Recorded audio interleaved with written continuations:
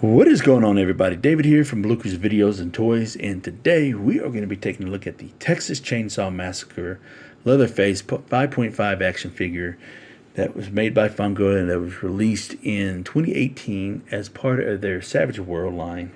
So very excited about this particular figure because one, it's Leatherface, and two, I just love the style that they did with him as part of their Savage World line. So there are four other figures, and we did a review on Freddy Krueger, so check that out if you haven't. So here's the back of the packaging, and this is Collect Them All. We got Freddy Krueger, Jason Voorhees, Pinhead, Michael Myers, and now we are reviewing Leatherface. And then we have all the copyright information right there, along with the Funko logo right there. Also, properties. These particular figures are properties that belong to Miramax, New Line Cinemas, and Warner Brothers. Well, not so much Miramax anymore because I think they sold off the rights, and then they did another 3 films, and then now the company that's currently, can't remember the name of it right now, but the company that has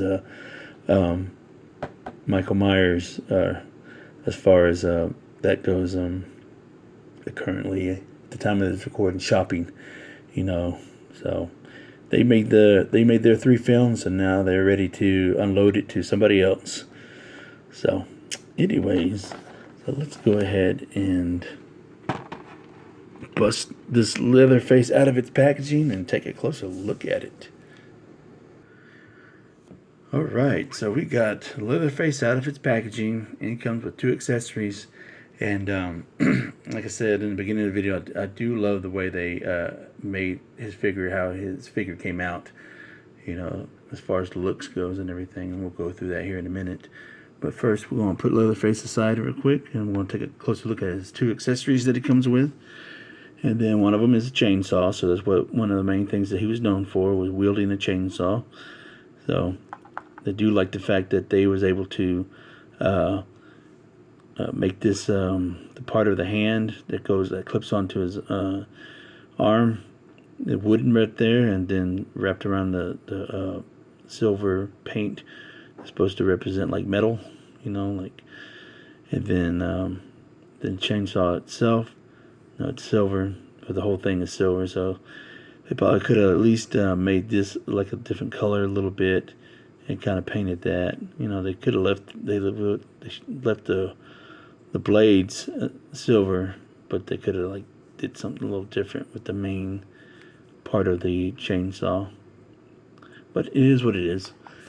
And so then here, got the mallet. So again, I like the fact that how they was able to leave the middle part here wooden, and then I left this as a metal right there, then wrapped around there. And then you got the wood grain for the mallet portion, and then they left the silver paint right there for the metal wrapping, as you would say, as far around the mallet on both sides. So that's very cool of them to do that. So that's a nice little detail. So very cool on that. And so then we bring Leatherface in here, and I do like the fact that how they did the apron, and they added the blood splattered all over him, even on the skin. And he's got this pinkish skin tone right here. And then the mask itself is nicely done with the wild hair. And so I do like how they have made the stitching all over the mask here.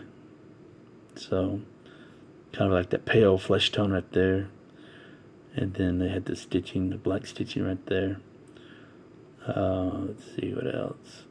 And then as far as the arms goes, it's got the long sleeve glove right there that goes all the way up to halfway to his bicep. And then here, since he got his arm cut off, and then you use the 2 accessories to peg in there. And then I do like the fact that they use a kind of like a arm brace, or I guess you would say a knee brace. He used part of a knee brace. The large part that goes around the thigh, he put around the bicep, and then You know, here's the smaller piece right there. So that's very cool. I like the fact they used a leg brace to go halfway on his arm just for this particular piece right here. And then, excuse me. And then they used the metal, they had chain that wrap around his waist, and then they got the hook right there, and then the apron, and then they got the furry loincloth, long piece right there, and then the furry piece right here that goes down here. So, and then, like I said, I mentioned the blood splatter all over the flesh and on the apron down here and everything. Wish they would have carried over to the leg a little bit. That would have been really cool. But then you got his pants right here, and then boots right there. It's a darker color. They used this color fur for this particular boots. I kind of wish they would have did the same thing with Freddy Krueger's figure. You know, made the furry part different, but they didn't. And then you got the boots right here, kind of like in that burlap sack looking. I wouldn't say texturing, but with the stitching that goes all the way in the front and in the back. So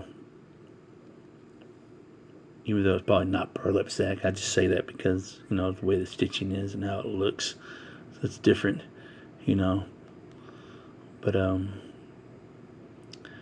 probably use like animal skin for these boots, you know, because the way the stitching looks. So who knows? You can use your imagination, you know. So however you want to use the boots, you know, how you want to interpret it, I guess. So, but yeah, I mean, this figure looks great. You know, I do like the fact that they used the leg brace as part of his arm. You know, mechanism for his arm. So now, as far as the accessory goes, so here is the chainsaw. You just pop this in right here. Let's see. Oof. It'll take some effort to do that. So, wow. Didn't think it was going to be this tough to do. So, hold on just 1 second. Alright, that took a second. But I was able to get the mallet in. So here's the mallet. It looks like with the mallet. So let's see if I can pop this thing off and then try the chainsaw again, because that chainsaw did not want to go in. So just give me a second and I'll be right back, and hopefully I'll have the chainsaw on them.